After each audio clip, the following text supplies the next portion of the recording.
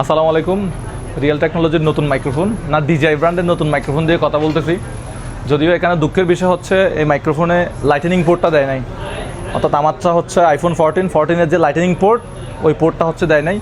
এটা iPhone 15 pro max দিয়ে video করতেছি। মাইকটার নাম হচ্ছে ডিজিআই মাইক মিনি না, এটা হচ্ছে রিয়েল টেকনোলজিতে আজকে নতুন মাইক্রোফোন আসছে। তাইলে এটার প্রাইস পড়তেছে 18,500 টাকা না? আমার নাম বললে 18,000 টাকা ডিসকাউন্ট পাবে। ভাই 18,000 টাকা ডিসকাউন্ট দিয়ে দিছি। হ্যাঁ, আসবেন, বেস্ট প্রাইস দিবে আপনাদেরকে।